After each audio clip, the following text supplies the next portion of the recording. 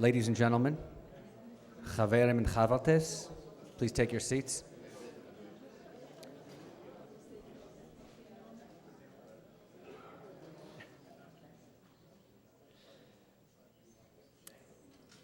Welcome to our afternoon panel.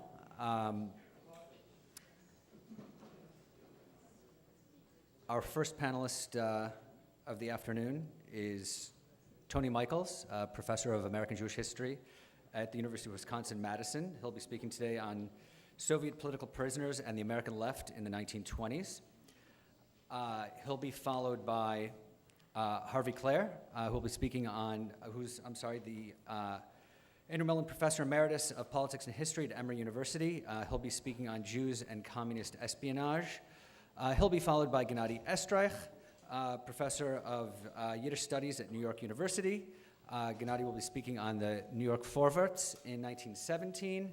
And lastly, but not leastly, we have Cecile Kuznitz, Professor of History at Bard College.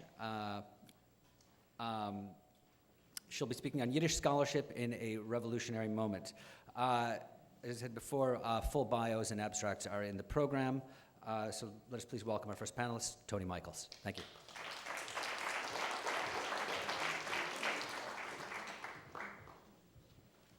Thank you, Eddie, for your introduction, and I'd like to thank the YIVO staff, Alex and the others who made this possible, Jonathan and Steve for the invitation. What has happened in Russia? This was the simple yet politically fraught question posed by the Marxist theoretician and Yiddish educator Chaim Kantorovich in the spring 1924 issue of the Modern Quarterly. It was an apt time for a retrospective. Vladimir Lenin had died in January, an occasion that brought 25,000 mourners to Madison Square Garden. The American Communist Party declared Lenin the greatest leader of the greatest event in human history. But Kantorovich disagreed. He had no quarrel with the Bolshevik seizure of power in October 1917. By that time, the Russian economy had fallen into disarray, unemployment had reached intolerable levels, peasants were expropriating land, and soldiers were openly deserting their posts. Lenin grasped the possibilities of the moment. He and the Bolsheviks overthrew the provisional government, declared all power to the Soviets, and adopted the demands of restive workers, peasants, and soldiers as if they were their own. But Lenin quickly traveled down a fatal path, Kantorovich argued. A minority party, the Bolsheviks should have formed a coalition government with other socialist parties, but they instead dissolved the Constituent Assembly after winning just 25% of the popular vote. The Bolsheviks eliminated civil liberties and political freedoms, imprisoned and exiled thousands of dissidents, and restricted dissent within their own party. The vaunted dictatorship of the proletariat had thus degenerated into a dictatorship over the proletariat. Kantorovich's essay reflected growing disenchantment with the Soviet Union among immigrant Jews and, by extension, the American political left in the United States. During the Russian Revolution's first several years, most Jewish leftists considered the Red Terror necessary to defeat counter-revolutionary forces, but this rationale appeared dubious by the mid-1920s. By then, all foreign powers had withdrawn their troops from Russian soil, and a number of European governments, including England, France, and Austria, had extended diplomatic recognition to Moscow. And yet the Bolsheviks grew more repressive with each passing year. In America, doubts arose, criticism escalated, and an anti-Soviet movement coalesced. The issue of political prisoners provided the catalyst. In 1922, exiled revolutionaries in Berlin, anarchists, socialist revolutionaries, social democrats, and others, launched an international campaign on behalf of Russian politicals, as they were called, suffering in prisons and labor camps under conditions said to be worse than those under the Tsar. Through contacts stretching to remote regions of the Soviet Union, the Berlin exiles gathered information and turned to socialists abroad with pleas for money and calls to action. The Berlin exiles found strongest support in the United States, mostly from immigrant Jews who had since the 1880s developed a tradition of helping Russian revolutionaries in need. Many key figures in Berlin were themselves Jews, and a number of them had lived in the United States for long periods of time. These Russian Jewish American exiles were well situated. Their connections to newspaper editors, trade unionists, and civil libertarians in the US helped them mobilize public support within the Jewish community and beyond. If Jews formed the social base of the movement to aid Soviet prisoners, its political foundation was constituted by anarchists and socialists, mainly Socialist Party members. Out of sheer antipathy toward the Bolsheviks and their American followers, anarchists and socialists joined forces in predominantly Jewish trade unions such as the International Ladies Garment Workers Union and the Workmen's Circle Fraternal Order, while also maintaining their own separate organizations with corresponding ties to groups in Berlin. The New York-based anarchist Red Cross, for instance, supported the Committee for the Defense of Revolutionists imprisoned in Russia, which was led by Alexander Berkman, who had been deported from the United States in 1919 and fled Soviet Russia in 1921. Likewise, the Socialist Party's Yiddish-speaking section, the Jewish Socialist Verband, worked on behalf of the Russian Social Democratic Labor Party, or the Mensheviks. As allies and collaborators, socialists and anarchists raised awareness of the harsh realities of Bolshevik rule and raised tens of thousands of dollars in aid for Soviet prisoners. What I'm going to do in the rest of the paper is turn to the high point of the movement for political prisoners, and that was an episode which I'll refer to as the Abramovich campaign. This took place during the first half of 1925. At that point, the movement for political prisoners was 3 years old. It had been initiated in 1922 by anarchists, called into existence through a public declaration by Alexander Berkman, Emma Goldman, and a third person named Alexander Shapiro, who were then in Sweden on their way to Germany. They issued a public proclamation. It was received by anarchists in the United States, and between 1922 and 25, slowly but surely, this movement to aid the political prisoners took shape, mainly in the immigrant Jewish community, but also had just broken out in 1924 to reach American civil libertarians through the ACLU. So the movement was gaining momentum at the moment. I'm picking up the story in 1925 with the Abramovich campaign. So I'll begin with a meeting that took place on January 17th, 1925, when the American Communist Party's Secretariat opened its meeting with an item of business referred to in the minutes as the Abramovich campaign. A certain Raphael Abramovich had arrived in the United States 3 days earlier for the purpose of launching propaganda against Soviet Russia. This is what the minutes report. In response, the Communist International had instructed its American affiliate to conduct a counter-campaign. Without disagreement, the Communist Party's three-member secretariat voted to accept Moscow's directive.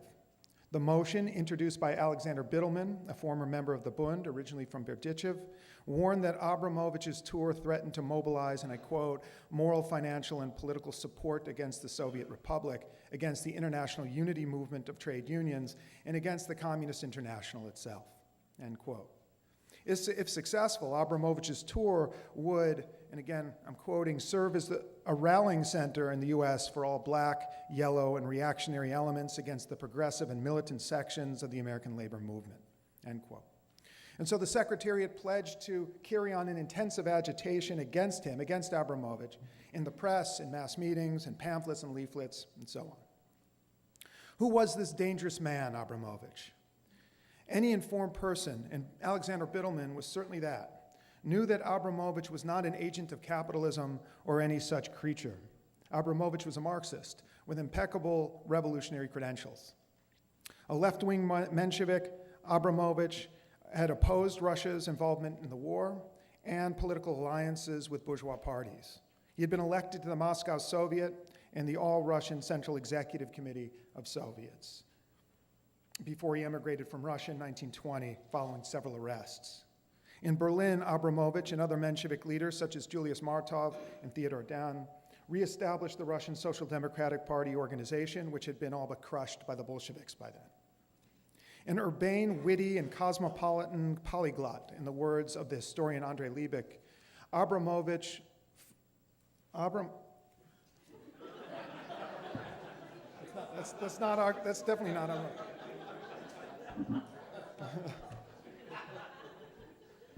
Abramovich, Abramovich functioned as the Mensheviks' ambassador at large. He served on the Labor and Socialist International's Executive Council and cultivated relations with European socialist leaders on behalf of the Mensheviks' foreign delegation. In other words, American communists had cause for concern when Abramovich landed in New York Harbor. A Russian revolutionary leader of international standing had come to the United States for the purpose of exposing the Bolshevik dictatorship, and this at a time when Moscow wished to secure diplomatic recognition from the United States. Abramovich came to America on the invitation of the Socialist Party's Jewish Socialist Verband, a modestly sized but well-connected organization housed in the Forverts' building on East Broadway. The Verband was a natural ally. Its national organizer, Saul Levitas, was a Menshevik, as was David Shub, editor of the Verband's weekly Der Wecker. And the Verband's national secretary, Nachum Chanin, was a former member of the Bund. And here it's worth pointing out, as Josh Myers discussed yesterday, he was a leader, Abramovich was a leader of the Bund, albeit a controversial one. These shared affiliations and ideological affinities cemented ties between the Verband and the Mensheviks' foreign delegation in Berlin. Abramovich arrived in New York to great fanfare. He was no stranger to immigrant Jews, having toured the United States as an emissary of the Bund in 1908, and more recently as the Forverts correspondent based in Berlin. Large crowds turned out to hear his speeches around New York City and across the country. Reportedly, 3,000 people attended Abramovich's public reception in the Bronx. The Lower East Side's Yiddish Art Theater hosted Abramovich at a special benefit performance of Sholem Aleichem's Schwer zu sein ein Yid. Schwer zu sein ein Menschewik might have been more apt. The next evening saw him in Harlem, where Abramovich spoke on the Communist International. Several days later, he addressed the Joint Board of Cloakmakers on the situation of the Jewish labor movement in Russia. The following afternoon, Abramovich spoke to officials of the Furriers Union, and in the evening to a gathering of Landsleute from his hometown of Dvinsk. He then went to Newark and back to Manhattan for a large reception hosted by the Socialist Party. In February and March, he traveled to Cleveland, Albany, Pittsburgh, Philadelphia, Boston, Baltimore, Toronto, LA, and other cities across the continent. By the time he returned to Berlin, Abramovich had delivered a total of 65 lectures to an estimated 25,000 listeners who donated $14,000, or the equivalent to $188,000 today.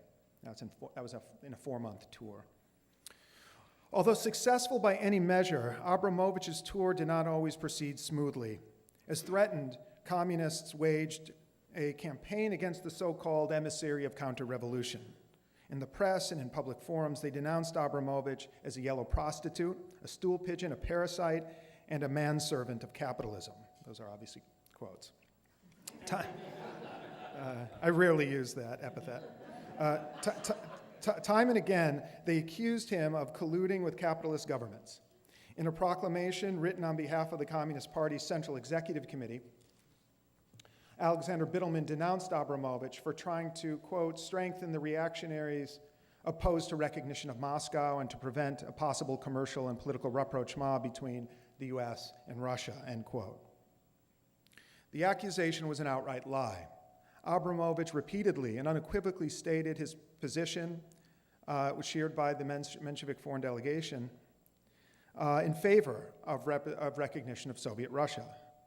As Abramovich wrote in the New Leader, the socialist weekly funded by the Forverts and the ILGWU, that socialists, I'm quoting, socialists of all shades are ready to accept the status of a legal opposition, with freedom of the press, speech, and assembly within the framework of the Soviet system, end quote.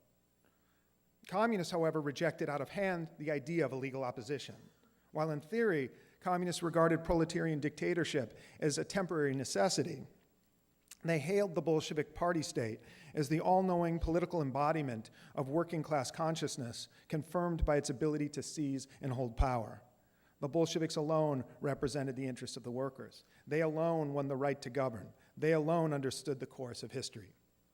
As the Jewish communist leader Moishe Olgin explained to readers of Die Freiheit, which was the most widely read communist newspaper in the United States during the 1920s, quote, "We are not against the tyranny of the proletarian minority, which strives to free the entire working class.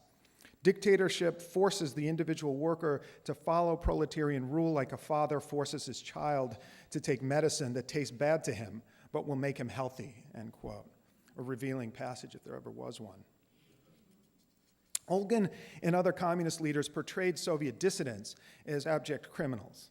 In the words of the Daily Worker, Soviet political prisoners were, quote, assassins of world capitalism, justly punished for making open war on the first workers' republic in history in order to turn Soviet Russia into a charnel house of death and destruction for the workers and peasants through a restoration of the bloody rule of capitalism, end quote.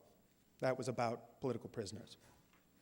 Such accusations had no basis of truth, but they served a specific purpose. In order to mobilize opposition against a revolutionary such as Abramovich, communists had to vilify him as a capitalist agent, a political criminal, a moral reprobate, equivalent to a murderer. Communists went so far as to stage mock trials of Abramovich around the country. Some 3,000 to 5,000 Yiddish-speaking immigrants attended his trial in Manhattan's Central Opera House, where the stage was arranged to look like a real courtroom, complete with a judge, a witness stand, a defense attorney, and a prosecutorial team led by Olgin, who had over the previous weeks vilified Abramovich as a filthy cur, a starving dog, a murderer, and useless garbage. What makes this more chilling than the rhetoric is the two had been close friends and comrades for close to 2 decades. And in fact, it was Olgin who helped Abramovich get out of Russia in the fall of 1920 when he visited him in his home in Moscow, when Abramovich was living in near destitution. Olgin gave him several $100s. Olgin was there as a reporter for the Forverts and gave him several $100s to help pay for his expenses in getting to Berlin, which he did. Abramovich escorted Martov to Berlin. And so he had this personal and long history with the man who is now accusing him in a public tribunal. The campaign against Abramovich reached its most confrontational levels in lecture halls where communists attempted to prevent him from speaking. At his public appearance in Harlem, an estimated 300 communists hooted and jeered and shouted insults. Bedlam, I'm quoting, Bedlam broke loose not once but a dozen times. That was a boast by the Daily Worker. In Philadelphia, young women attempted to create a panic in the audience by screaming whenever he spoke. In Chicago, communists started, quote, a riot and bloodshed, according to Der Wecker. In Los Angeles, Abramovich received a letter threatening him with death. If he spoke against the Bolsheviks, Abramovich was warned he would be shot. As the Daily Worker taunted, where can a poor white-guard yellow socialist go nowadays without running into a lot of Bolsheviks, end quote. What happened in 1925 was this. The Comintern ordered its American affiliate to wage a war against Abramovich. Communist leaders readily agreed, and activists marched into battle. A chain of command extended from Moscow to party headquarters in Chicago to locales across the country. As a Jewish communist based in Los Angeles recalls, this is in an unpublished Yiddish autobiography actually found here at YIVO, as he wrote, a couple decades later, quote, the party's committees and branches were ordered to break up Abramovich's lectures. Precise instructions were sent out to all party organizations around the country, end quote. Communists did not necessarily follow all orders perfectly at all times, at least according to the Yiddish press, what I gleaned from the Yiddish press, but they dutifully carried them out to the best of their abilities. If the party failed to halt Abramovich's tour altogether, it was not for lack of effort. The relentless attempts to discredit Abramovich and prevent him from speaking, and the knowing mischaracterization of Soviet political prisoners as criminals of the lowest sort, violated ethical norms to a degree never before witnessed in the history of the American left. In years past, socialists of whatever kind occasionally distorted or misrepresented the positions of their opponents, an unfortunate feature of all political life. But never before had a left-wing party conducted such a persistent and flagrant smear campaign. In their attacks on Abramovich, communists propagated lies, employed dehumanizing rhetoric of the kind I gave examples of, and flouted civil liberties. The fact that communists did so in defense of a dictatorship that acted in the name of working-class emancipation compounded the corrupting effect. Tactics used against Abramovich were not one-time aberrations. They became standard communist practice directed often against other communists, as followers of Leon Trotsky would discover by the end of the decade. The Abramovich campaign thus marked a turning point. For the first time in the United States, contempt for truth, civil liberties, and humanistic values became the norm of a party acting in the name of Karl Marx. This could only have grave implications for socialism's moral integrity and political fortunes. If a movement for working class liberation had turned into its opposite, what did the Russian Revolution mean for democratic socialists around the world? Abramovich gave an answer to this question. In a booklet entitled The Bolshevik Terror Against Socialists, published in English translation in 1925, is actually also translated into Yiddish in 1925 from German, Abramovich describes Soviet Russia as a uniquely repressive political regime, unparalleled in its brutality, efficiency, and totality. The Soviet state was a perfectly organized police system, he wrote, bolstered by tens of thousands of secret agents and spies in, quote, all industrial undertakings, factories, bureaus, state institutions, offices, teaching and training institutions, end quote. As long as the Soviet state persisted in its present form, it would continue to divide workers' movements everywhere.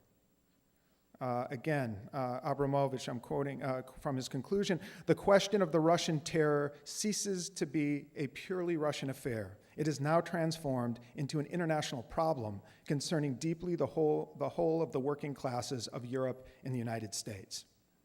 Abramovich was correct. Bolshevik repression had compelled socialists abroad to act against the Soviet regime in defense of persecuted Russian revolutionaries and democratic socialism as an ideal. The movement on behalf of political prisoners did not achieve its maximal goals, of course. Left-wing anti-communists donated thousands of dollars in aid, clothing, food, and so on to prisoners, but their movement was not strong enough to pressure the Soviet government into granting a general amnesty. That was among their maximum goals. It was a general amnesty, and they failed, of course. Indeed, the situation in Russia only grew worse in the coming years. The movement did, however, achieve some real gains in the United States. First, it produced a large quantity of literature based on firsthand reports about the Red Terror. Books, pamphlets, many articles, and so forth.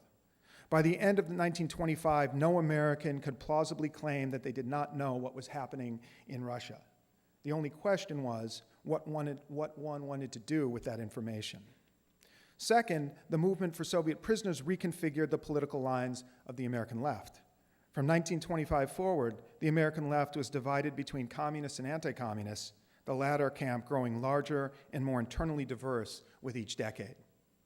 Third and finally, the movement for political prisoners would eventually lead to the active involvement of organized labor in foreign affairs after the Second World War, particularly by providing aid to left-wing anti-communists in Europe, both East and West.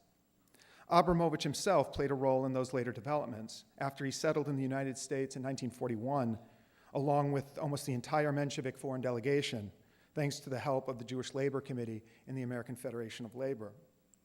But these developments were 2 decades away in 1925 when Abramovich toured the US. The battles between his supporters and his communist opponents presaged the Cold War, an era when the struggle over Soviet Russia and the meaning of socialism assumed truly global dimensions. Thank you.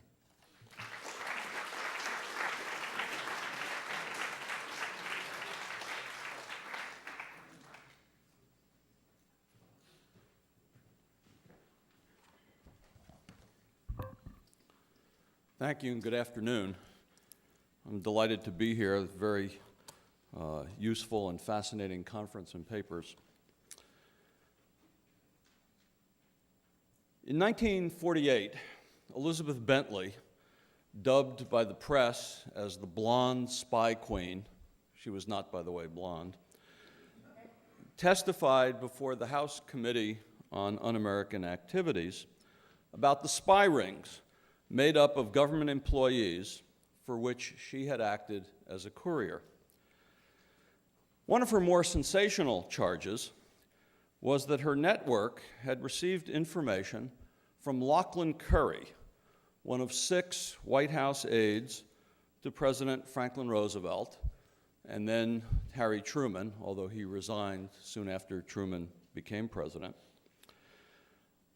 She'd received this information from Curry through two members of the Ring, Nathan Gregory Silvermaster and Abraham George Silverman. Now, large portions of the American left, not only communists, poo-pooed her charges. Bentley, originally from Connecticut, A.J. Liebling in The New Yorker called her the Nutmeg Mata Hari.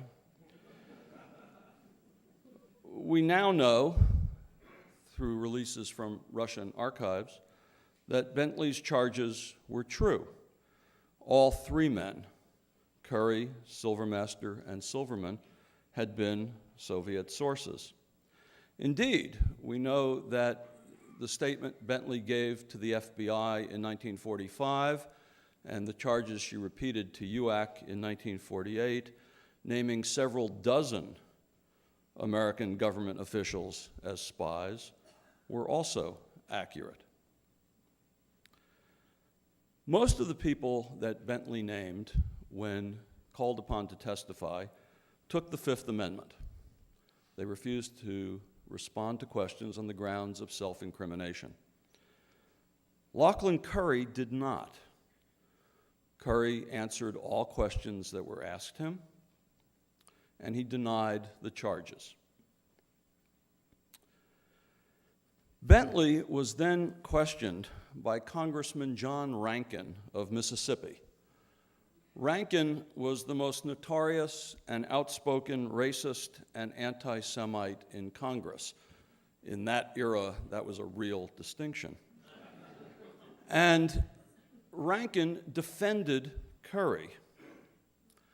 Although he admitted that if Curry was in fact guilty, quote, he ought to have been shot, Rankin, who until this moment really was not known as a defender of either communists or civil liberties, asked Bentley to confirm, quote, no communist has any regard for truth, has he, end quote. And then he noted that he was deeply disturbed that she had taken the word of two men she knew to be communists, Silverman and Silvermaster, quote, about what this Scotchman in the White House, end quote, Curry, had said. Now, at one level, Rankin was voicing a cautionary note about relying on hearsay information, or as he put it, going, quote, pretty far afield here to smear this man by remote control, end quote. There was another subtext to his questioning of Bentley, however, that might not have been fully apparent to everyone listening. Rankin added, quote, every communist in the United States ought to be shipped out of this country. Instead of opening the gates of immigration, they should put them in reverse and ship by the boatload until we get rid of these communists, end quote. Having just defended this Scotchman, Curry, in fact, was an immigrant not from Scotland but from Nova Scotia, Rankin did not mean all immigrants. John Rankin was suspicious of what Bentley said about Curry because Curry was a Scotchman, and therefore, Rankin thought, ethnically immune from communism. Nor was his constant invoking of Silverman and Silvermaster an accident. He readily believed that they were communists because they were Jewish and that Jews had no loyalty to America. On a separate occasion, Rankin gave his colleagues in Congress a history lesson, pointing out, quote, communism is older than Christianity. It hounded and persecuted the Savior during his earthly ministry, inspired his crucifixion, derided him in his dying agony, and then gambled for his garments at the foot of the cross, end quote. Rankin's identification of Jews with communism and disloyalty had a pedigree going back to the Bolshevik Revolution. Diplomatic communiques from American and British representatives in Russia at the time of the revolution frequently commented on the number of Jews involved in the revolutionary movement. An American military intelligence report from 1917 spoke of the Jews', quote, prominent part in Bolshevism, end quote. Even those averse to anti-Semitism believed the link existed and explained that it resulted from decades of persecution. In a speech in Paris in 1919, President Woodrow Wilson warned that the ill treatment of Jews was dangerous.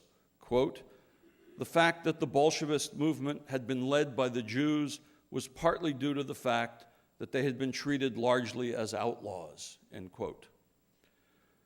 While Jews were far more prominent in such groups as the Mensheviks and Cadets, the presence of Trotsky, Radek, Zinoviev, and Sverdlov among the Bolsheviks, and the belief that Lenin himself was Jewish, was erroneously taken as a sign that Bolshevism was a Jewish-led assault on Western Christian civilization. In their early years in power, the Bolsheviks faced a severe shortage of reliable and capable cadres, particularly for positions in their nascent espionage and intelligence agencies. Many of their working-class members lacked the language skills to operate abroad. Many of their most fervent supporters were members of one or another ethnic minority who had either rushed to Russia to assist the revolution or had familial ties to such now independent nations and targets of Soviet espionage as Poland, Latvia, or Lithuania. Many of the first wave of Comintern agents sent abroad and Soviet spies working abroad were in fact Jews. The first heads of the Cheka were Polish. They were succeeded by a Jew. During the 1920s, the head of the foreign section of the Cheka was Michail Abramovich Trilasser. His counterpart at the Comintern's International Liaison Department was Yosef Aronovich Pyatnitsky, both Jews. Trilasser was succeeded by Abraham Slutsky, whose deputy was Mikhail Spiegelglas. In the 1930s, many of the Soviet spy rings operating in Europe relied on Jewish recruits. The most famous was the Red Orchestra, led by Leopold Trepper, who recruited many old comrades from the Palestine Communist Party who had settled in France, Belgium, and other Western European countries. The popularity of the Russian Revolution abroad rested on a number of factors. In the United States, large numbers of Jewish immigrants from Russia had suffered repression at the hands of the czars. So the Bolshevik claim that they had criminalized anti-Semitism was a very powerful lure. So too was the hope that a genuine workers' state would be established. Jews, after all, had played a significant role in creating the first labor unions in Russia, and prominent Jewish figures in the socialist movement, including the Bund, which had long feuded with the Bolsheviks, joined the new government, some immediately after the revolutions, others once it consolidated its power. While, as we've heard, prominent Mensheviks like Abramovich and American socialists with ties to the Bund, like David Dubinsky, decried the Bolshevik dictatorship, enough Jews were enthusiastic about the promise of communism so that by the mid-1920s, the only larger ethnic group in the new Communist Party of the United States than the Jews was Finnish Americans. But the insular Finns, who were concentrated in the rural upper Midwest, the center of Finnish communist power was Duluth, Minnesota, and they were focused on their cooperative movement, the Finns played a very minor role in the Communist Party of the United States and in its leadership.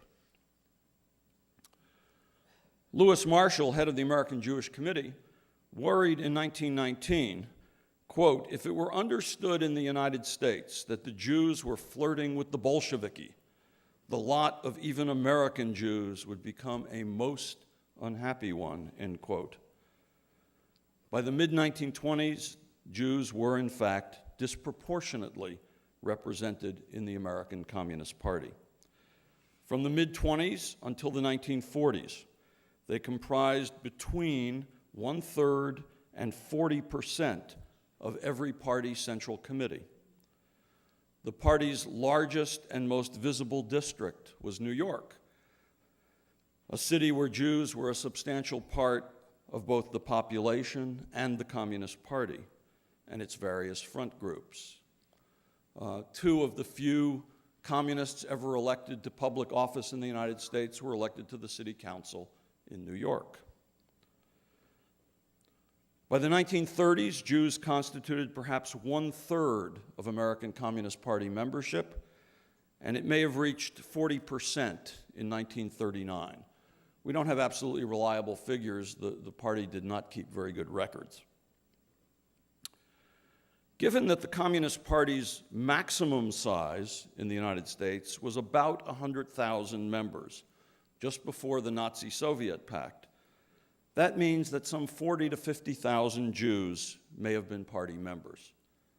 A very small proportion of the total Jewish population of the United States, but a number sure to convince some people that to attack Jews was to attack communists.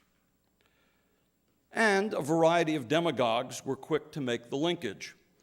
Father Charles Coughlin consistently told the largest radio audience in the country that the Jews were responsible for the Russian Revolution and that Hitler's anti-Semitic policies were a rational response to the dangers of Jewish Bolshevism. In some ways more troubling were suggestions by leading isolationists that American Jews did not give their primary loyalty to the United States. Charles Lindbergh, one of the leaders of America First, famously warned that they were leading the United States to war with Nazi Germany for narrow nationalistic reasons. Unlike Coughlin, Lindbergh was a national hero and a confidant of people in high offices and institutions. If the association between Jews and communism was fraught with potential peril, that between Jews and espionage was even more toxic. It was bad enough that the disproportionate Jewish role in the Communist Party stoked American anti-Semitism, but Jews who actually provided concrete assistance to the Soviet Union as the Cold War developed would be considerably worse. Whatever people may have thought or speculated in the late 1940s or early 1950s, we now have a fairly clear and reasonably complete picture of Soviet espionage efforts in the United States. Material emerging from formerly closed American and Russian archives, including files from the secret records of the Communist International and the KGB, has enabled us to paint a very detailed canvas. And it's not just one archive. The Venona decryptions, the Mitrokhin archive, and the Vasiliev notebooks have all provided reinforcing evidence about who spied.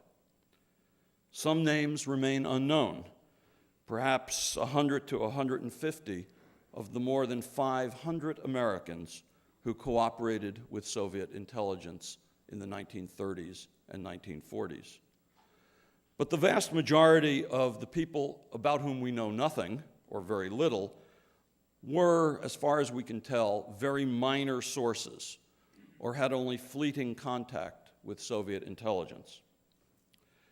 I recently counted some 360 people in America whom we now know to have been involved in Soviet espionage activities between the 1930s and early 1950s. Most of them were sources of information, but they also included couriers, providers of safe houses, recruiters, and vetters.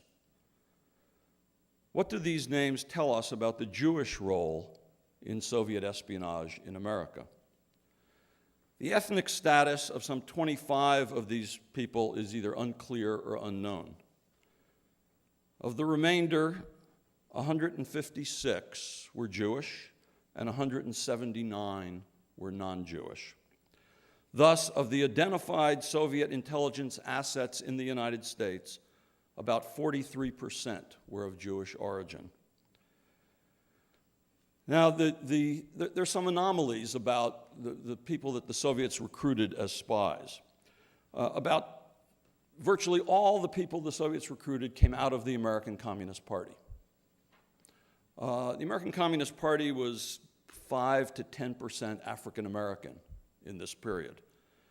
Of the 360 identified Soviet intelligence contacts, only one was African American. And there's a very logical reason. During this period, very few blacks served in positions giving them access to government secrets. And in an era when, with white spies, in an era when social contacts between the races was rare, it would not have been good tradecraft to use a black person as a contact with a white spy. So the Jewish proportion of spies was a little bit higher than its proportion in the American Communist Party. John Rankin's insinuations were a cause for deep concern in the American Jewish community. Almost half of the government employees named by Elizabeth Bentley were Jewish, ranging from those with identifiable Jewish names like Silvermaster, Silverman, Bella and Sonia Gold, Harry Magdoff, and Sol Adler, to those with Americanized names like Harry Dexter White, Charles Kramer, and John Apt. Of the most powerful and high-ranking spies Bentley named, White, Lachlan Curry, and Duncan Lee, only White was Jewish. When Whittaker Chambers had given Adolph Burley the names of government employees connected to his espionage ring in 1939, a handful of the names had been Jews, including Nathan Witt, Adler, Kramer, and Lee Pressman, but 2/3 of them were non-Jews.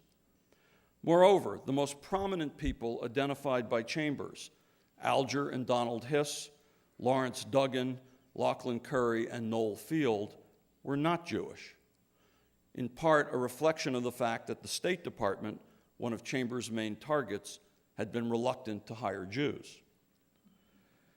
Although Chambers had initially been called by UAC to support Bentley's charges, his testimony quickly overshadowed hers, and his charges against Alger Hiss riveted Washington and the nation. That the first major symbol of Soviet espionage was Hiss, and the first major casualty was Duggan, who committed suicide, both of whom seemed the embodiment of WASP culture, minimized the Jewish angle for many Americans. The three most prominent defectors from Soviet intelligence prior to 1950, Bentley, Chambers, and Louis Boudens, were all Christians. The highest-ranking government employees, not Jewish. But the public perception changed dramatically with revelations about atomic espionage. The first two atomic spies unmasked were not even Americans, but citizens of Great Britain. Both Alan Nunn May and Klaus Fuchs were Protestants. Fuchs, who was often thought to be Jewish, was actually the son of a Lutheran pastor. But it was the exposure of the Rosenberg spy ring that most linked Jews to Soviet espionage. Harry Gold, Fuchs's courier, was Jewish, as were nearly all the scientists and engineers implicated in stealing defense secrets at Julius Rosenberg's behest. Morton Sobel, Nathan Sussman, Joel Barr, William Pearl, and David Greenglass. Most of Rosenberg's recruits were New Yorkers from immigrant Russian families who had gone to City College of New York, where they had formed the core of the student communist movement. Their defense team constantly harped on their status as innocent, inoffensive Jews being singled out for government persecution because of anti-Semitism. Had Robert Oppenheimer, son of a wealthy German Jewish businessman, ever been formally charged with espionage, the repercussions might have been much more severe. Oppenheimer, like his brother and a number of his Jewish graduate students, had been a communist. Despite the fact that he wound up losing his security clearance, Oppenheimer, we now know, was not recruited by the KGB or the GRU. Of the other atomic spies identified in recent years, the most important, Ted Hall, was Jewish, while several others were not. Similarly, while several of the damaging Soviet spies in the OSS were Jewish, the most prominent and the most damaging, Donald Wheeler and Duncan Lee, were from old American families. In Lee's case, his lineage went back to Robert E. Lee, so perhaps there was a genetic tendency to treason.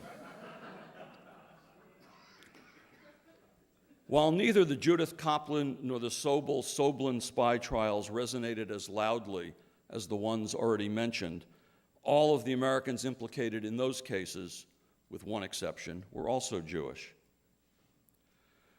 For many historians, the darkest period in American history is the McCarthy era, a period where it is charged Americans hysterically and irrationally engaged in a witch hunt for subversives, a frenetic effort to uproot Reds from under the beds that severely damaged civil liberties, cynically targeted innocent people with guilt by association, and stopped just short of setting up guillotines in the Capitol rotunda.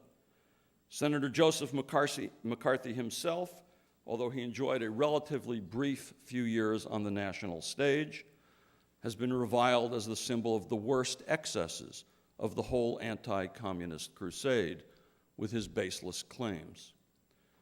Yet McCarthy, whatever his sins and flaws, and they were many, did not stoop to anti-Semitism, despite this overrepresentation of Jews among subversives.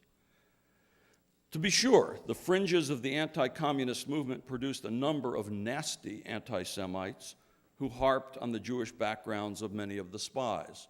Rankin was only one among many. But the man who more than anyone else could have brought that toxic brew into the political mainstream did not do so. His chief aide, Roy Cohn, himself a figure of contempt for many, was Jewish. And if McCarthy was prone to stereotyping, he directed his attacks not on Jews, but on the WASP establishment, famously denouncing those like Alger Hiss, who were, quote, born with a silver spoon in their mouths, end quote, for betraying their country. Had McCarthy chose to make the Jewish origins of so many of the Soviet spies an issue, the results could have been very, very ugly. That he did not does not excuse his other excesses, but it does remind us that history is full of ironies. Thank you.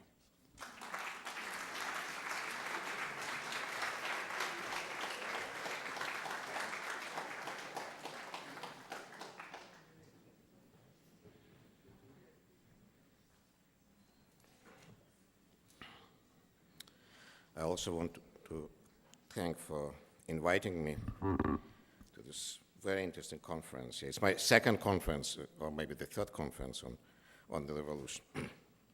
So on the 15th of March, 1917, or the 2nd March if we use the Julian calendar, Tsar Nicholas II abdicated the throne in favor of his younger brother, Grand Duke Michael, or Mikhail.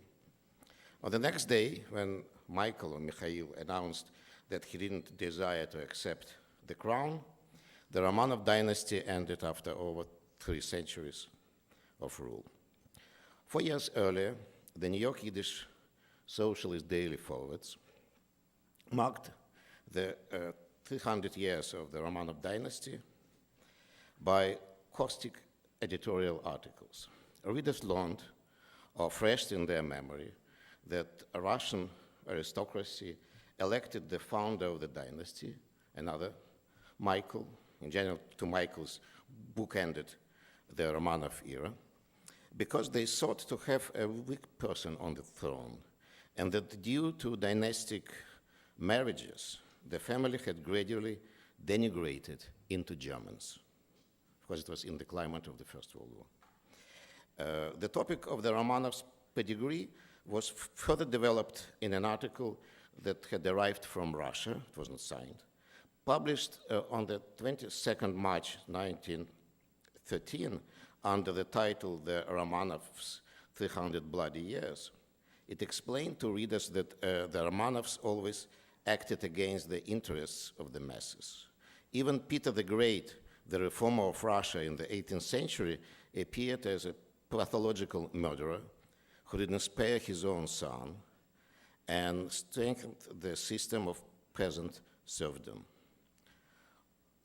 Pavel I, officially Peter's great-grandson, probably was a child from a love affair of Catherine II, born a German princess. Everything was, in this editorial. Now, in 1917, the collapse of the Russian autocracy triggered a euphoric reaction in Jewish immigrant circles.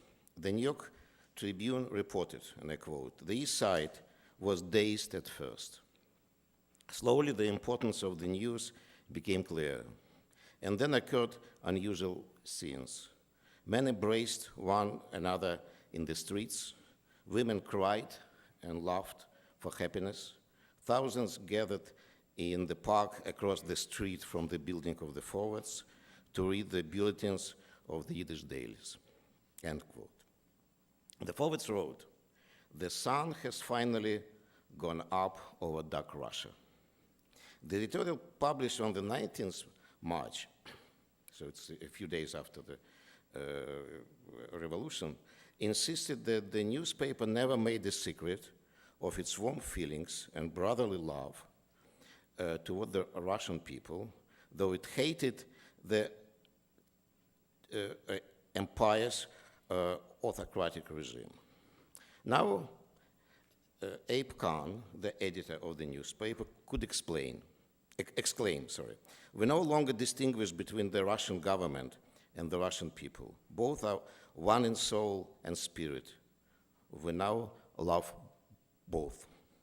No doubt the editor's words reflected the reality of the circle's empathy toward the old home. Borek Vladek, at that time the city editor of the Forverts, and next year he'll be appointed the manager of the Forverts, wrote that he himself was surprised to realize that all his success in integrating in American society, Russia, and I quote, "that wonderful land, which was so cursed and which is now so blessed, still remained a very important place in his heart, head, and soul." The next year, Moshe Olgin, who was mentioned already today, a leading journalist of the Forverts, and of course, 5 years later, one of the founding editors of the communist newspaper, but he wrote in a lyrical vein, "Russia, we didn't even realize how bonded to you we had become. You were a stepmother to us, but despite your angry words and your cruel treatment, we could feel the warmth of your motherly heart. Russia, a long distance separates us from you, but we feel being close to you anyway. We understood your pain. Your misfortune makes us feel torment. At the same time, we want to sing with you a song of free soul, a song about a bright future for Russia." And a few days after receiving the news about the revolutionary event in Russia, Khan informed readers that he and his colleagues remained in an emotional daze, being overwhelmed with the idea that the dream of their entire life had materialized. In July, he still spoke an emotion-filled language, welcoming the Russian ambassador, Boris Bakhmetiev, and he said, "Our hearts are throbbing with devotion to the red flag of Russian emancipation and the national tricolor of free Russia." On the 20th of March, the Forverts invited its readers to come in the evening to the Madison Square Garden, which then sat really on Madison Square, to celebrate Russia's freedom. Notwithstanding that short notice, the auditorium was filled to its utmost capacity. The Forverts reported 20,000 celebrants, while the New York Times gave a more realistic figure of 10,000 people in the building with a capacity of 8,000 and overflow meeting of at least 1,000 in the corner of Madison Square. So music was songs, speakers hailed the revolution for bringing long-awaited freedom to Russia, and it was actually unprecedented before for a rally of Jewish socialists. They never before praised the Russian state. Many people were so galvanized that they began to think about returning to Russia. Shmuel Hurwitz, and he usually signed his article as A. Litvin, a notable labor Zionist polemist whose articles often appeared in the Forverts, wrote, "It seems that the entire Hester Street and East Broadway, with all the editorial offices, stalls, stores, and pushcarts, were moments close to rising up in the air, and the entire East Side, together with Harlem, Bronx, and Brownsville, would become empty. And while grass would reclaim the areas back to what they used to be 50 years ago, before the arrival of the first Lithuanian Jews." In the meantime, American socialists celebrated a victory on the domestic front. In November 1917, in the elections of November 1917 in the United States brought unprecedented and never to be repeated results for the Socialist Party of America. The party won its greatest number of seats in the New York State Assembly. Its representation increased from 2 to 10. Abraham Shiplakov, re-elected as assemblyman, used to work as labor editor of the Forverts in 1914-1915. 8 socialists became members of the New York Board of Aldermen, later City Council, including mentioned before Baruch Charny Vladek, and the manager of the Forverts, Adolf Held. The socialist Jacob Pankin, who occasionally wrote for the Forverts, was elected as a New York municipal judge. November 1917 happened to be an eventful month. Soon after the Balfour Declaration came a new dramatic change in Russia. The coup that brought Lenin and his Bolsheviks to power perplexed Khan and his circle. There was no ecstatic editorials or mass rallies at Madison Square Garden. As its first reaction, the newspaper published an editorial under the title, "A Revolution or a Mutiny?" Which suggested that only time would define the meaning of the event.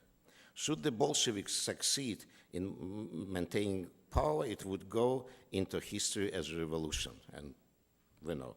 Otherwise, it would be labeled as a mutiny.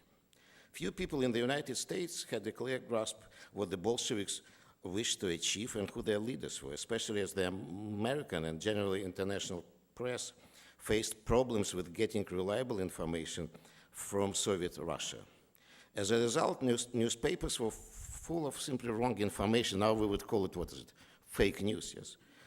Thus, the New York Times, which considered to be a publication that had means for securing news, in the 2 years from November 1917 to November 1919, no less than 91 times stated that the Soviets were nearing the rope's end or actually had reached it.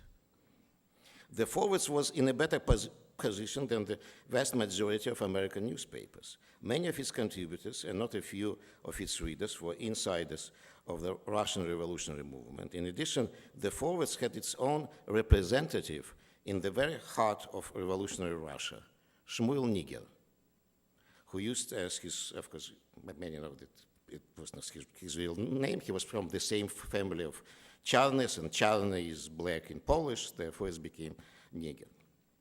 And his brother, of course, Baruch Charny Vladek, that I mentioned already twice. From the end of March, his telegrams, Niger's telegrams, sent from Petrograd, began to figure, often daily, on front pages of the newspaper, though the Yiddish press of the time usually considered telegraph expensive for news reporting. The general American press, including the New York Times, reproduced some of his dispatches. The Forverts praised Niger's cables as the unique source of information with a special emphasis on the situation in the labor movement of revolutionary Russia. Abe Kahn, the editor, strongly believed that socialism had to be established through gradualist evolutionary reforms rather than revolutionary uprisings.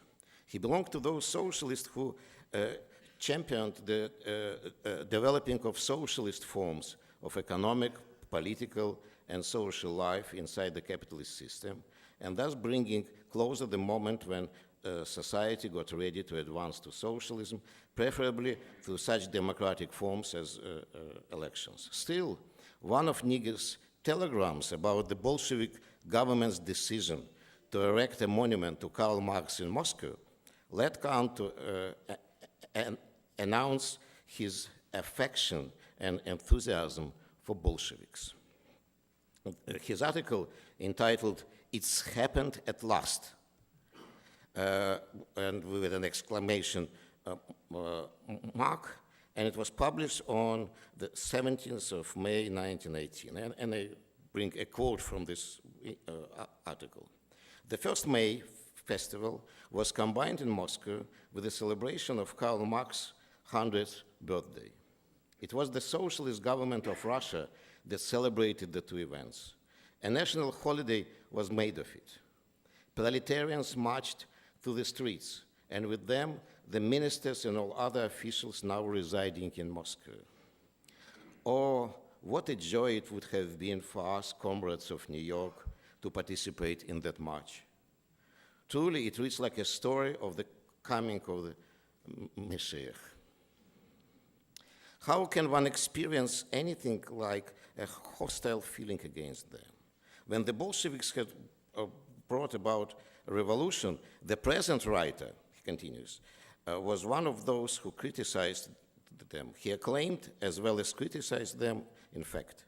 But since then, there have been so many changes, so many great events have taken place. It is not about time for us. Is it not about time for us to cast off our former bitterness?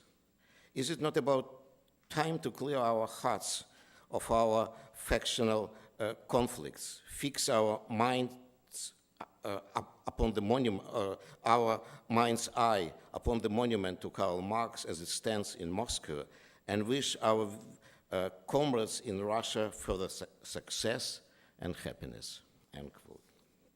It would be too simplistic to attribute Kahn's embrace of the Soviet government after 6 months of procrastination exclusively to the appearance of the Marx monument in Moscow. Especially that it wasn't a monument, it was just a stone. Yes. The Forverts editorial, published a week later, sheds more light on the logic of supporting the Bolsheviks. It was written in response to information that various anti-Bolshevik groups of Russian immigrants, monarchists, liberals, and socialists, had joined their efforts in an attempt to force the American government to endorse a project of forming a Russian military contingent and to send it to fight against the Bolsheviks. The editorial argued that all socialists, including those who were unhappy with some aspects of the Bolsheviks' politics, had to refrain from denouncing Lenin's government. It seemed that in the spring of 1918, Kahn accepted the Bolshevik Revolution as a fait accompli. He might believe that the established regime was good for both Jews and socialism. No doubt, the state of American-Soviet relations also played an important role. Although the United States didn't recognize Lenin's government, its ambassador stayed in Russia for a year after the Bolshevik Revolution. The Bolsheviks even opened the door for cooperation with the Allies, asking them to help protect the north of the country from the German and Finnish troops. Soon, however, the invasion of Allied troops in the area of Murmansk and Arkhangelsk, changed its objectives and becoming a direct intervention in Russia's internal affairs. In mid-year 1918, Kahn could see gaps between the words and deeds of the Bolsheviks, but stressed that notwithstanding his newspaper's sympathy for the standing socialist people's government in Russia remained absolutely strong. The newspaper's romance with the Bolshevik Revolution was essentially a love from afar. Concurrently, the Forverts resisted the radicalization of their own, on their own turf in the Socialist Party of America. The majority of the Forward journalists welcomed the expulsion from the party of those members who sought to import Bolshevik methods into American socialism.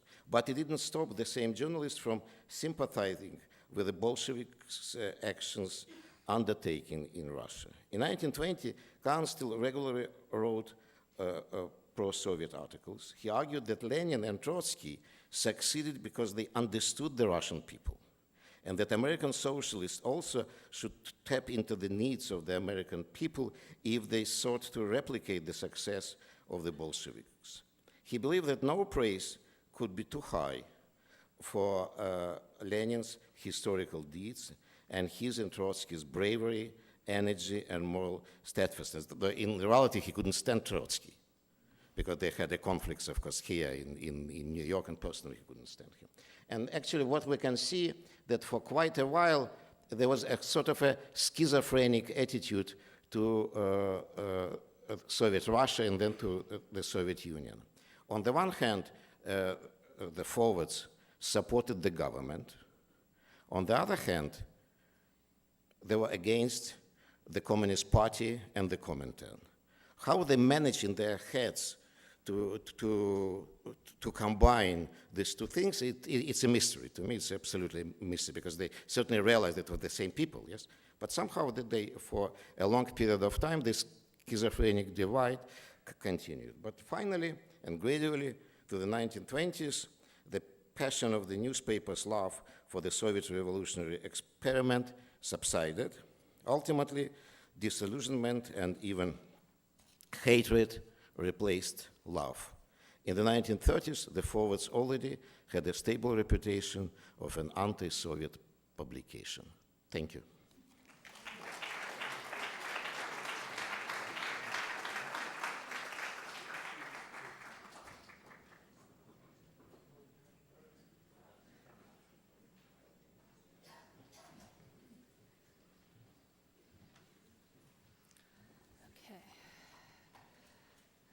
So I would say I have a hard act to follow, not only following my fellow panelists, but following 2 days of such rich and interesting talks. So I'd like to also extend my thanks to the organizers and the YIVO staff, and for all of you for, as we say, your Sitzfleisch, right, at this point. So when I first began researching the history of YIVO, many people asked me if YIVO had been founded as a response to the creation of the Hebrew University. After all, Hebrew U was formally opened in April of 1925, just a week or so after the historic meeting in Vilna that voted to support the creation of a Yiddish academic institute. But while YIVO's founders were certainly aware of developments within Zionist scholarship, it always seemed to me, as I began my research, that far more pertinent for them was the promise of the Russian Revolution and the early years of the Soviet Union, which offered diaspora nationalists a model of equal rights for Jews and of state support for Yiddish culture.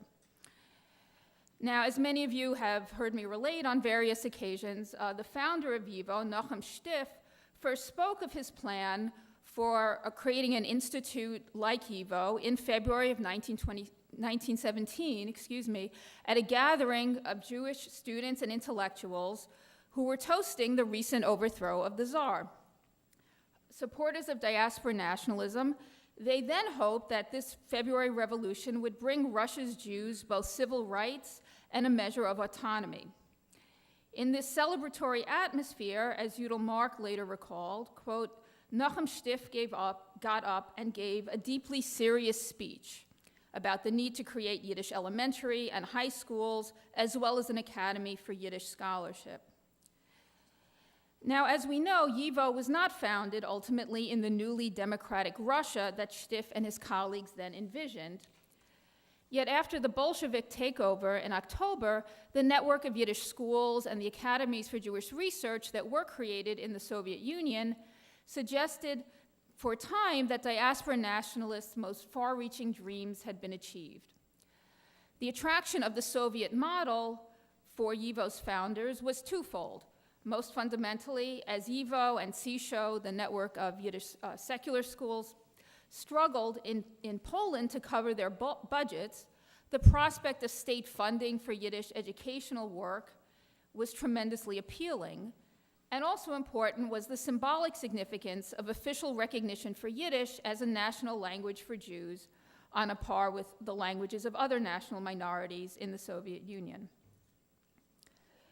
So the allure of such government support proved decisive for many Yiddish activists for whom communism per se held little attraction.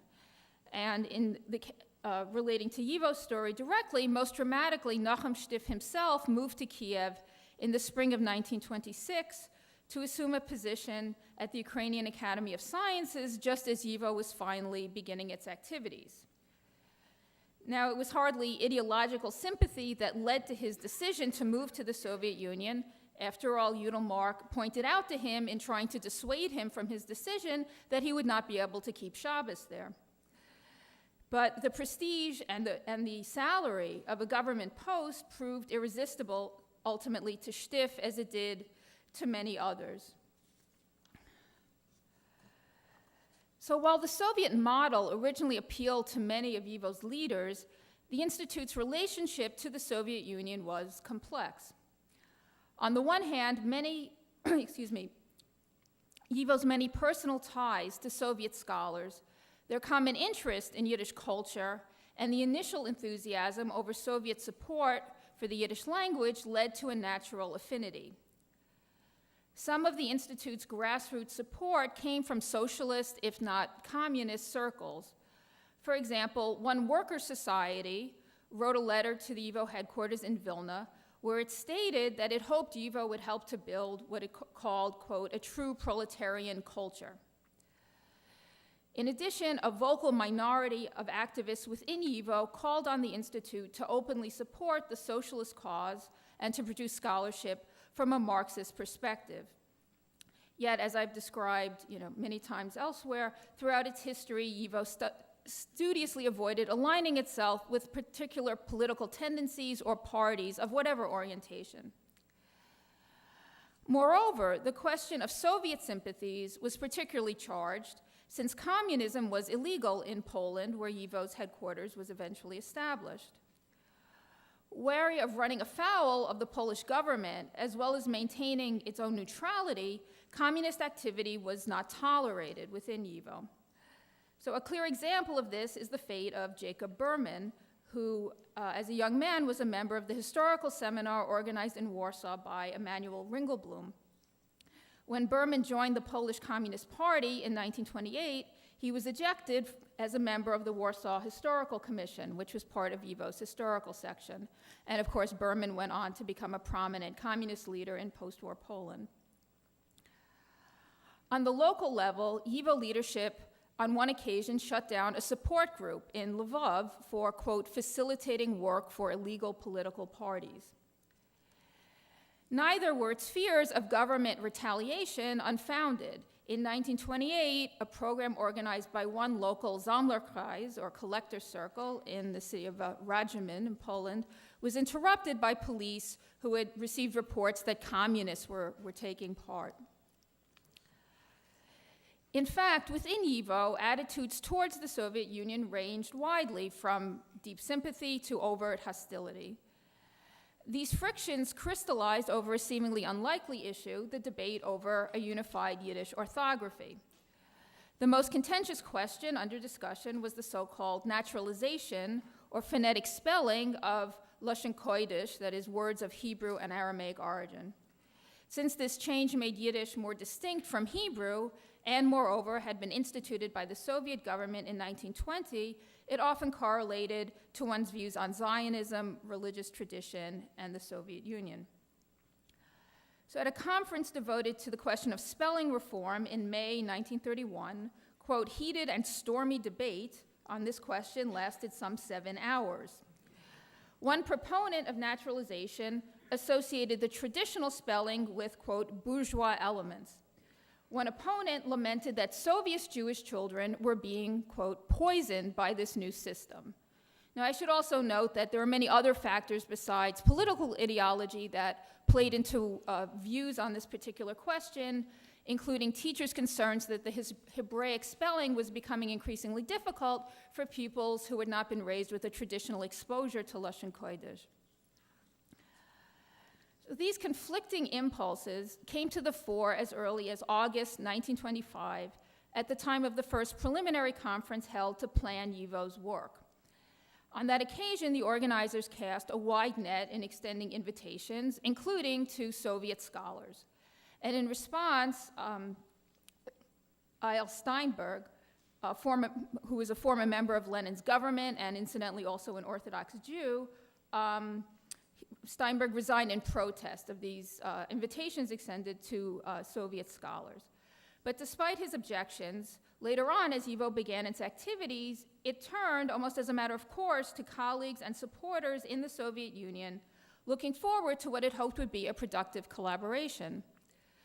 So shortly after his arrival in Kiev, Nachum Stiff sent a letter to Max Weinreich back in Vilna, where he wrote that, quote, our old bond remains and our correspondence also. Stiff noted that, quote, some circles here in Kiev show an interest in the Institute's scholarly work, but quite little is known about it. And he promised to develop YIVO's contacts with Soviet institutions. For their part, YIVO's leaders were anxious to foster such contacts. In 1925, in the fall, for example, the historical section asked Jewish historians working in the Soviet Union, including Shaul Ginsberg, Israel Sosis, and Israel Tsinberg, to take part in its work. YIVO also asked many Soviet scholars to contribute to its philological journals, including the linguist Mordechai Weinger, Isaac Zaretsky, and the historian Shaul Borovai. The Pedagogical Commission invited the director of a Jewish school in Kiev to deliver a talk at YIVO. At the same time, in this period, YIVO publications featured a number of articles on contemporary developments in the Soviet Union. In particular, the economic statistical section showed interest in changing Jewish settlement and occupational patterns under the new Soviet regime. Now, as many of you know, YIVO relied on a worldwide network of Sammlers, or collectors, which also included affiliates in the Soviet Union. In some cases, the Sammling activity there was an extension of established patterns. So, for example, one former Vilna resident who had sent materials to YIVO moved to Smolensk and continued his Sammling activity. And in one letter back to Vilna, he wrote, quote, I wait for new issues of the Yiddish, the YIVO newsletter, just as a pious Jew waits for the Messiah. So here we see this kind of messianic rhetoric that was sometimes used in relation to work for YIVO, and of course also sometimes used in relation to the promise of the Soviet Union, but here being voiced by, you know, a former Vilna Jew, now a Soviet citizen, but in reference not to his new home, but to his work for YIVO. YIVO was also anxious to gather material that reflected unique aspects of Russian and Soviet Jewish life. So the Vilna office responded with enthusiasm to letters it received from one Yitzchak Tzvi Bradatsky of Irkutsk. It encouraged him to send folklore from Jewish prisoners and former soldiers in his region, as well as material on the history of Jews in Siberia. It also contacted a leader of Kalinindorf and asked him to send material on that Jewish agricultural settlement in Ukraine. And it conducted similar correspondence with many Sammlers in locations including Moscow, Odessa, Kharkov, Sverdlovsk, just to name a few. YIVO's Bibliographic Commission was initially one of its most active divisions. And so it was delighted when a man named Zion Rotner from Moscow, volunteered to work on the Commission's behalf by recording Soviet publications for the bibliographic yearbook. And moreover, YIVO devoted much of its effort to contacting Soviet presses and libraries to request copies of older and current publications for its library and collections. In its letters to Soviet presses and archives and repositories, it reminded its correspondents that YIVO had secured permission from the Polish government to receive all imprints, including communist imprints that were otherwise illegal, and so it was especially important for YIVO to secure copies of all Soviet books and journals that would otherwise be unavailable to Polish scholars. And in exchange, YIVO responded to many requests for copies of its publications that it received from Kiev to Khabarovsk. Such exchanges were frequent and ongoing throughout the 1920s, which led the Institute to boast that, quote, even in Russia, where Jewish scholarly work has great possibilities, the means of the state, and where they generally treat Jewish cultural work in other countries skeptically, they turn to us and propose creating contacts in scholarly work. Yet despite such a promising start, signs of discord also began early. As early as February of 1926, the Soviet Yiddish press attacked Shaul Ginsburg for his decision to donate a manuscript by Mendel and Marcus Forum to the YIVO library. Soon after that, the YIVO leadership noted that plans for a joint conference with its Soviet counterparts would have to be postponed since, as it wrote, Minsk, quotes, does not relate too sympathetically to the Institute, and Kiev has an unfriendly attitude to that which is done in Poland. Moreover, the Soviet line soon turned to explicit attacks on Yiddish scholarship across the border. The abrupt nature of this change is illustrated by these following facts. While Max Weinreich published in the mixed journal Zeitschrift in 1928, by 1930, the same publication devoted an issue just to attacking what it infamously termed YIVO's fascicized Yiddishism. And I challenge you to say that 3 times fast. Okay, soon, pro-communist newspapers were denouncing YIVO's work. As one headline put it, it opposed what it called, quote, the reactionary petit bourgeois YIVO culture. For their part, YIVO's leaders and activists were more deeply split than ever over political questions. After 1933, advocates of socialism within the Institute saw the Soviet Union as the only effective counterweight to Nazi Germany and increasingly decried YIVO's stance of neutrality as untenable under the current political conditions. With the creation of the Popular Front in 1935, they called on YIVO to work together with, quote, all progressive forces in the Jewish sphere and attend a communist-sponsored Yiddish cultural conference to take place that fall. Yet the Institute's leadership resisted such appeals. It continued to maintain that in the current times of crisis, objective, nonpartisan scholarship was more necessary than ever. So even in this highly politicized atmosphere, some contacts with individuals and institutions in the Soviet Union continued throughout the 1930s, even during the years of the Great Terror, although these contacts seem to have become much less frequent.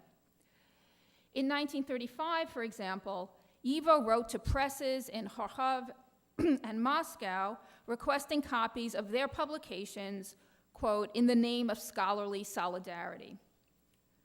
2 years later, the Institute asked a correspondent in Moscow to help it get subscribers there to its new journal, Yiddish Economic. Letters from the Soviet Union in these years of the mid and late 1930s sometimes convey a sense of the increased isolation that correspondents felt. Bradatsky, the Siberian Zomler that I mentioned earlier, sent a letter to YIVO in 1937 requesting a luach, a Jewish calendar that presumably he could not, get where he was living. The same year, a correspondent from Moscow inquired about Sholem Asch's recent work And he noted in his letter that he knew nothing about that writer's output for the last 20 years. In July 1939, a letter arrived in Vilna from the Soviet Union with a request for several YIVO publications and a promise to send Soviet books on pedagogy in return. The writer wrote, quote, "Although a black cat has run between us, I remain friendly and sympathetic to your cultural and scholarly work." Now, of course, we should note that in these years of the 1930s, of course, many Soviet Jews, needless to say, were experiencing a lot worse than feelings of isolation. Presumably, we don't have any letters from these people who suffered much worse fates, but I think that makes it all the more poignant to see these letters that give hints of some of their experiences. Okay. So, in conclusion, the revolutionary moment of 1917 and its aftermath led many diaspora nationalists to believe that the post-war order would bring favorable conditions for the flowering of Yiddish culture.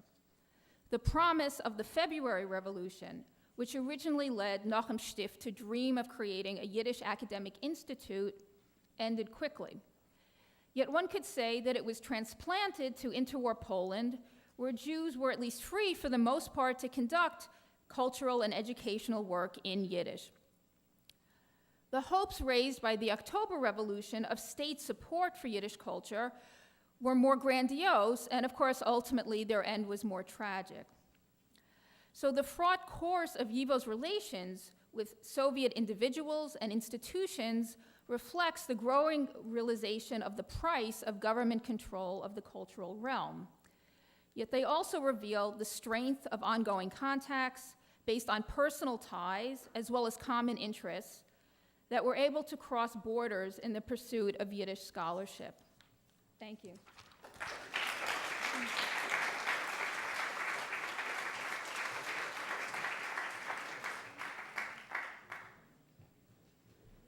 I'd like to invite the rest of the panel, Professors Klehr, Estraikh, and Michels.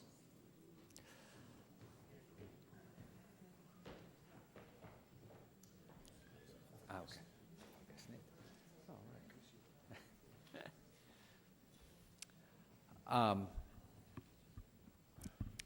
We'd like to have questions and not comments. If you do have a comment, perhaps phrase it in the form of a question. Professor Letterhandler. Yeah, my question is for Tony. Maybe you use the microphone. I'm a Chasen. Tony. Everyone's a Chasen. Mein Seid is given a Chasen. I was impressed by the case that you argued, looking at this Abramovich campaign as a very high-profile turning point and of critical importance for assessing let's call it the political ethics of the communist political activity in the States and so forth. I'm wondering if, and here's my question. Finally. I'm wondering if you see any sense in relating that particular campaign with its verbal violence and its implied threat of physical violence. Would you see this, how would you see this in relation to what was going on in the same decade in terms of the unions and the campaigns waged by communists in the unions with more or less the same point in mind?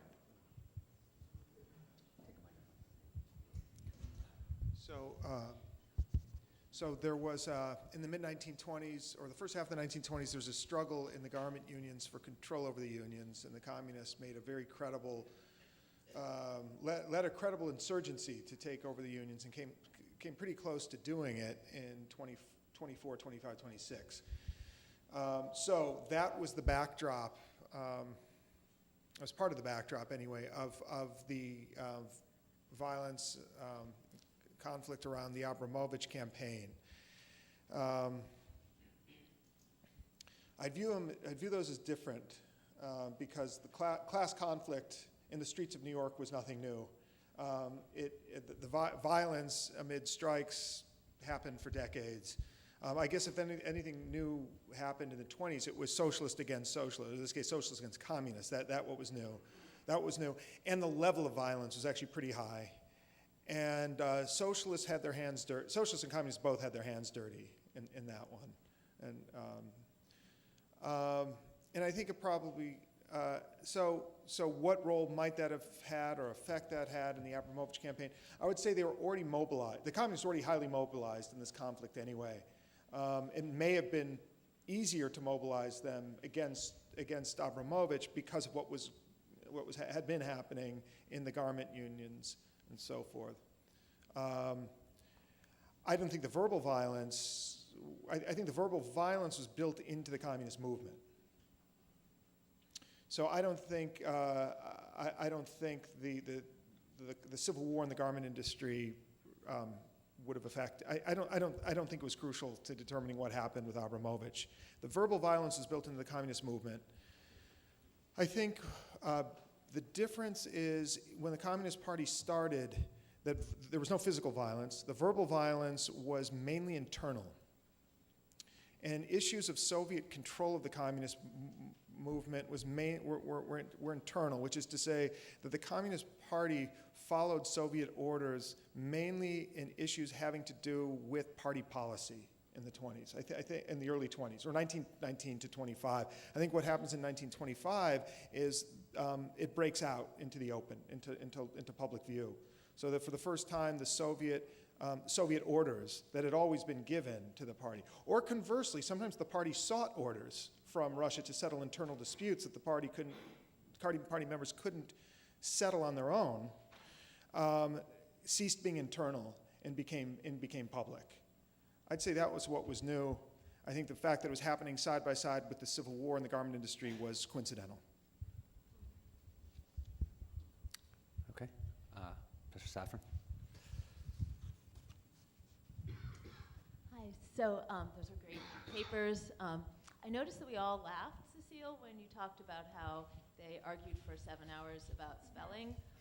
But I don't think it's funny at all to argue for 7 hours about spelling. Well, if you read all the minutes, you would think it was funny.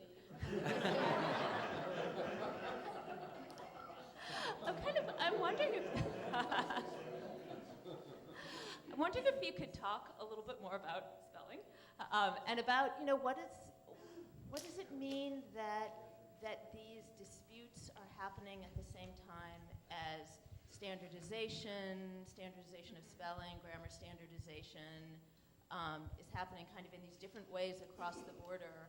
I guess what I'm wondering is what would happen if we looked at the situation that you described so interestingly as also being about competing visions for language reform. Mm-hmm. Maybe this is a question for Gennady as well. Okay.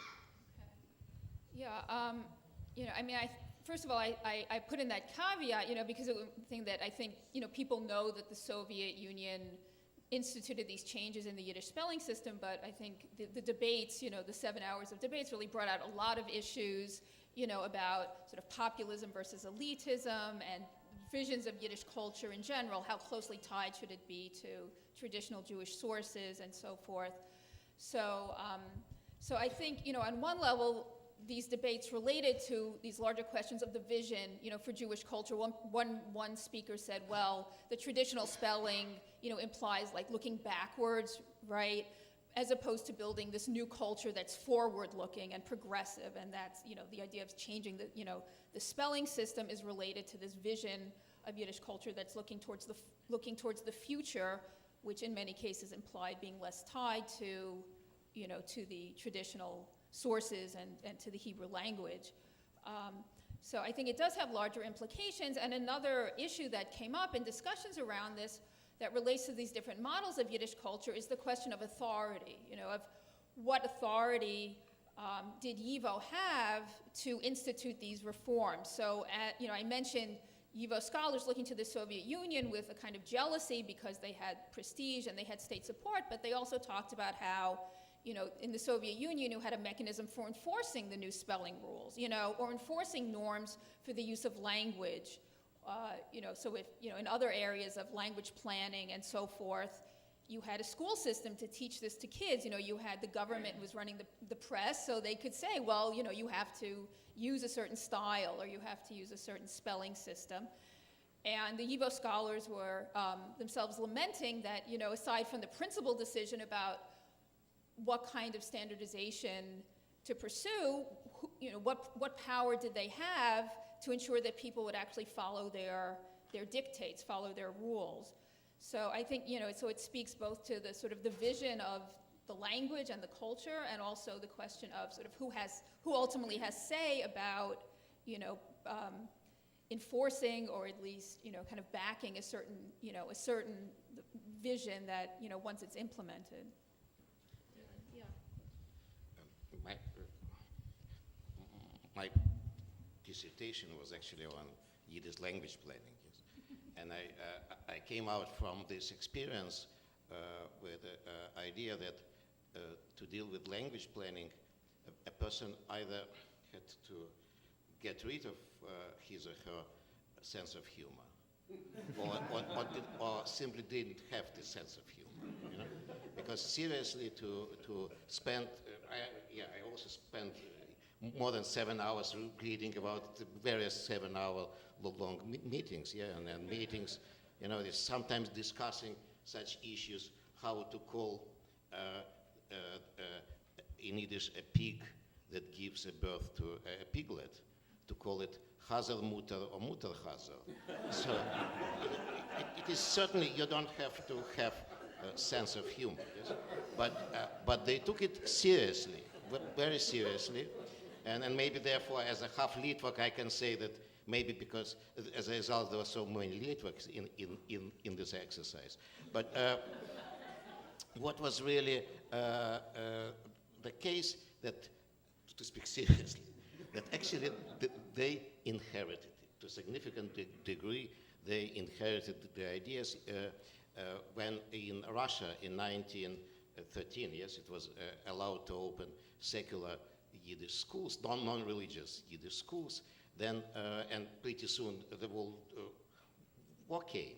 So quite often they did it somewhere in the areas with the refugees, and teachers themselves introduced this respelling, some simplified, because it was really, they did it because there was no hatred quite often anymore, and in addition there were quite often socialists. So what kind of a hatred? So they inherited this, and there's an article by Uriel Weinreich in which he writes many years later, that there was an iron logic in this Soviet style of phonetic style of spelling, but because it was introduced first in the Soviet Union, we simply couldn't follow it ideologically, because it became labeled as a Soviet, but it became labeled as a Soviet simply because chronologically it was the first. Yeah.